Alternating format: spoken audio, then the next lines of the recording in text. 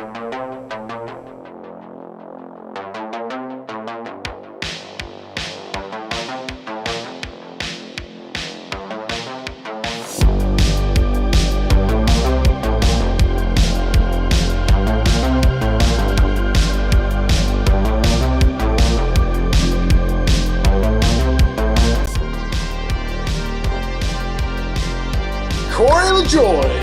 he's back. Welcome to Garage Talk. Corey, how's it going, big dog? It's going great, man. Thanks for having me back on.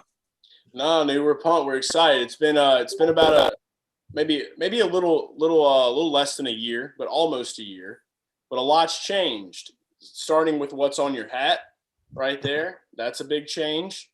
Tons to talk about for this season, but it's just we got to kick it off. We did the chef sampler already. That's out the way. We got to kick it off in Garage Guys fashion. Did you get to see the most recent thing we put out as far as what my wife thought your last name was at one point? I'll be lying if I said I did. I'm sorry that I did not intake that content. It's okay. You're going to love it. She thought your last name was Lajoie. Hey, well, that's a lot better than a lot of other people try to pronounce it. So we need to hear. I've heard it spelled and sounded all sorts of different ways.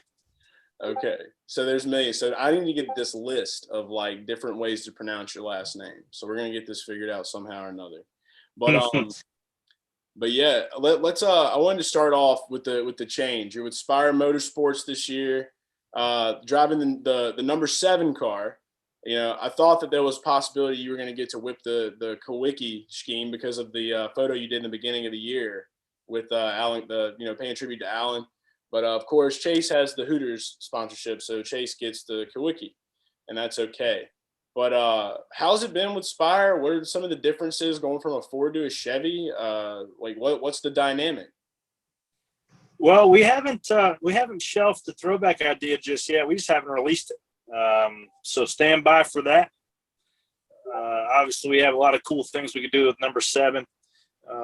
We started the year off great, the 500, finished 9th.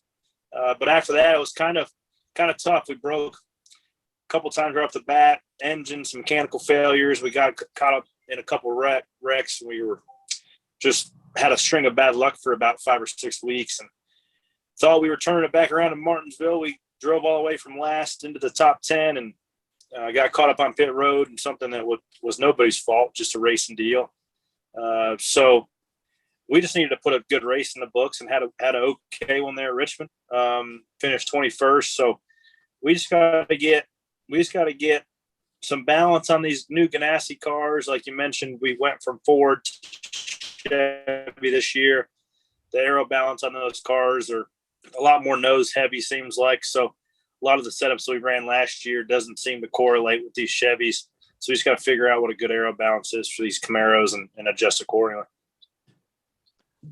Corey, going a little bit back to the Martinsville race, I know Chase and I were very heavy on you. You might have cost us some dollar signs there, but it was circumstances that you could not control. But I wanted to say we made some good money on you last weekend with that. I think you started where at all the way back in 34th, 35th? Like 36th, 4th. We were deep, man. It's the formula with, the way they start these things with finish in position from the previous week as well as points position. We're in a little bit of a hole right now we're trying to claw out of. So just trying to we start decent here at Talladega. Hopefully we can put another good point stay on the board there. Maybe even put a notch in the win column. That would be a little far-fetched, but anything can happen down there. It's pretty wild over there at Talladega with you never know what can happen. Yeah, there's tons to talk about too, like with Dega this week. So obviously, one in our Discord, the Garage family, all the people that follow Garage Guys, the Garage fam, and they were talking this morning about you being on XM, saying that if you won, you were going to have an open bar tab at the hometown. So does the Garage fam get VIP? There is no everybody's VIP with me, fam. I like that. Okay, so we're good. So we're good there. So rest easy, fam. Everyone's VIP. Everybody's VIP. As soon as you walk through the door, you're behind the scenes. Yeah, that's it, baby. That's it. We love it. I want to circle back to Martinsville though. So I was literally sitting down watching that race, seeing you like get up into like creep into the top 10, dude. That was one of the most exciting moments because like obviously you being a friend of the show, us doing so much with Mom. We love Mom. Shout out to Mom. And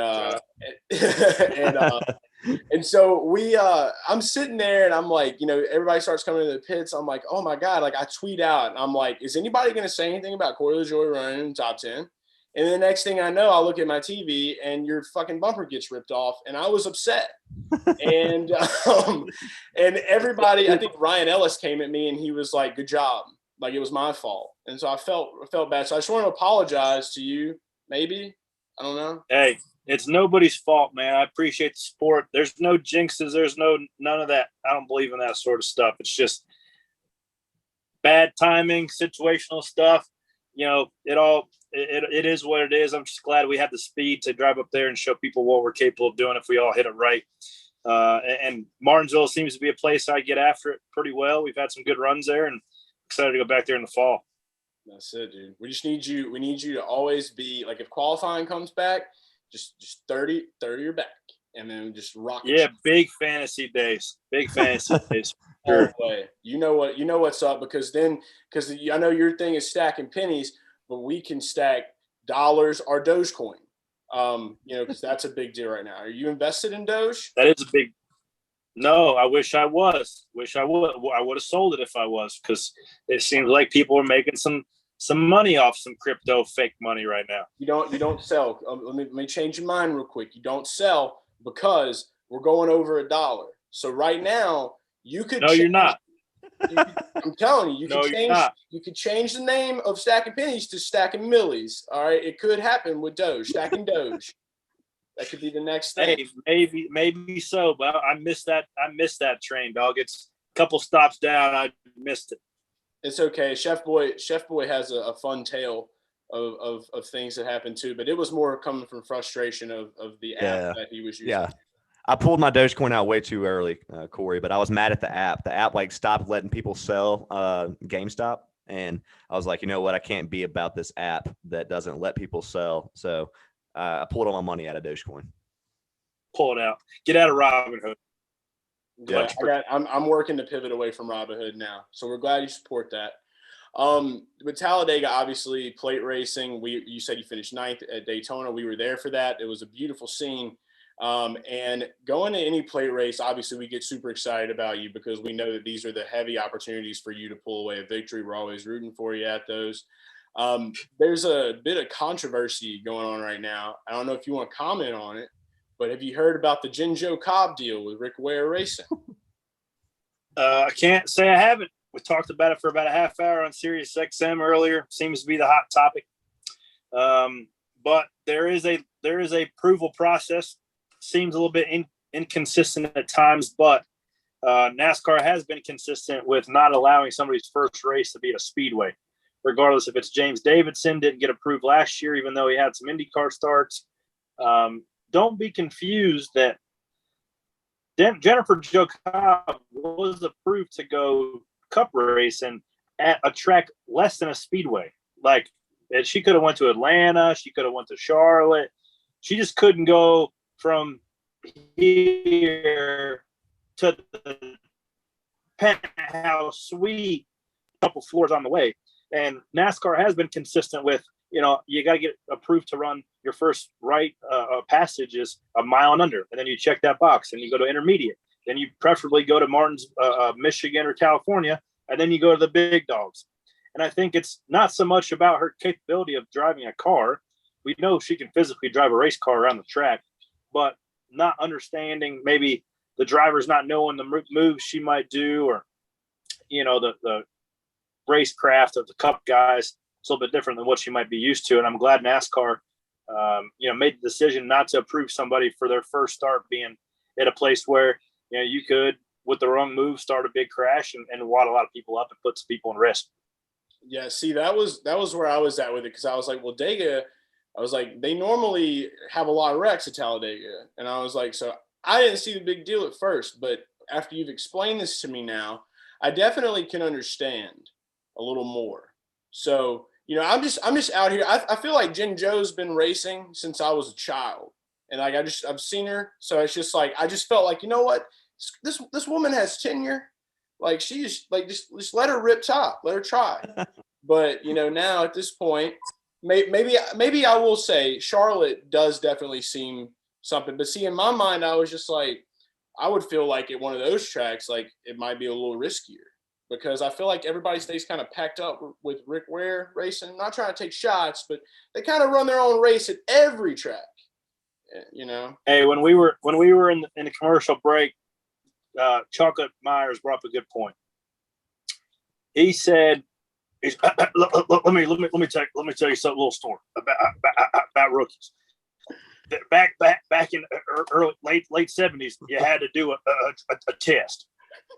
You know who they made to do a Darling rookie test? The old lady in black, AJ Foyt. They made AJ Foyt do a rookie test because that's just what the approval process was. So I mean, if they made AJ Foyt do a rookie test, I'll tell you that. I mean, Jennifer Jo Cobb, she can't just jump in and run Talladega. That impression's so good, dude. So good, bro. So good. I love it, man. No, it's real though. I mean, yeah, I don't know. Maybe she'll get it, maybe she won't. I think they're putting JJ in the car, huh? JJ's going to be. Yeah, I mean, JJ's been around forever, but it's just the decision necessarily doesn't make sense. But if you put it in context, she would be approved to go to a mile and a half. NASCAR they won't like a trucks or even Xfinity Super Speedway. Like you go and you get approved to the top level of Xfinity, and then you restart the process, and you go and get approved in the Cup Series. So, this might be an interesting talking point, but I do feel like NASCAR got it right. And it's not like she's not allowed to go next week to Darlington. Like she could race next week at Darlington if she wanted to. That's what probably needs to happen. Is now Rick Ware is going to have to. They're going to have to follow up on this. They're going to have to be like, okay, we're going to have to get Jen Jo somewhere, somehow. At least she's getting exposure though. Like that's good for a lot of it, a lot of press. I mean, no good press or no press is bad press, right? I disagree with that. I've had plenty of bad press, and none of it which is good. But to each their own. That's why you come here. We turn it all around. That's how we roll. That's what we do. In the good column. So who are you? Do you guys have anything? So you said you're not really sure what we're doing for Darlington yet. You have some ideas of what you would like to do, paint scheme wise, for Darlington. We do. That's all you. Okay, we're just gonna leave it at that. All right. Yeah. That works. We'll wait for the unveil. Man, there are some good throwback. A couple of them got shot down that I had. One that didn't make that's on the cutting room floor is the Stroker Ace number 7. I was hoping that would see the light of day. Maybe it will, maybe it not, maybe it won't. But it will more than likely be something that is very familiar. Have you ever thought about running one of your dad's old schemes? Yeah, so that was one of the Spire was trying to do something with Winn-Dixie because Winn-Dixie was on Dad's Daytona car when he won in 2001, I believe. It was a Kleenex Winn-Dixie car, which I thought was my least favorite scheme of Dad's of all time. It was just the ugliest car I've ever seen designed in my life. So I'm glad we didn't end up running that one. We ran that one. We ran the 74 Phoenix scheme at TriStar, and we actually nailed it pretty good. Yeah. Okay. I mean, where you been? Oh, I know. That's on me. I just thought that was one of the sexier ones you ran. That one was one of the sexier ones we ran. I thought so, but, that one was so slow that they let us come back on Monday to finish up. Corey, I guess, how much do you know? I know you can't speak to like betting and DFS too much. Sounds like a conflict of interest to me, but do you keep up with like betting markets or any other sports, just out of curiosity? No, I'm not a betting guy. I mean, I'd play like blackjack and stuff, but my cousin's big into it. We got a group thread, so they'll throw out their DraftKings lineups or something, like let me know what you think. And back when we had practice, I could really get them dialed in because I could see who was good on like 15 lap trends and stuff like that. And they were, they would get me I would give him some behind the scenes tips, but I don't think I'm allowed to speak too much on that because right now it's a crapshoot because you in practice you don't really know who's going to be good, who's going to be not so good. It's just kind of line them up and go race. Yeah, that's really been the way it's been. I know it's been different for us too. I mean, I know especially for Drew, and for me too, like just remembering how we used to set everything up. But it's good to know that, like, you're kind of like in the know a little bit of what's going down and what's happened. So we can use you as kind of the fantasy NASCAR connoisseur. So we could just label you as that and just give you a fake name. Yeah. Okay. That's where the Lajoie. Yeah. We'll figure it out. Lajoie. What was it? Lajoie. Joe Lajoie right in the there. house. We're putting that on a shirt. We're gonna put that on a shirt. We're gonna get you a full-blown disguise. I'll do that on a shirt. Yeah. Last time you were on, we were talking. And give me your. Go ahead. I said, then you Photoshop your mustache and my hairdo with some sunglasses, so I go incognito. I'm all in. That's what I was gonna say. Last time we were talking about putting Pit Vipers in a mullet wig on Logano. I think we're done with that now. I don't think he's ever gonna want to live that life. I think you told us that, but now we figured it out. So yeah, we're going all in on Joe Lajoie. Yeah, hey, Pit Vipers are a mood, and you gotta own it. I can't even own a Pit Vipers mood. That's that's up there. All right, but Joe Lajoie can. We'll get on it. Well, brother, look, thanks so much as always for joining. We always appreciate it, and we're going to be rooting for you this weekend. Hit us up anytime as always. And if anybody didn't know, where can they follow you at? Anywhere. Anywhere but OnlyFans. I got to get an OnlyFans account fired up for next time. Joe Lajoie swimsuit. Instagram. Yeah. Centerfold. Bring in the big. That's it. That's it all the way. All right, Corey, man. Well, look, thanks so much again, and we'll see you soon, dude. Best of luck this weekend. All right. Thanks, Corey.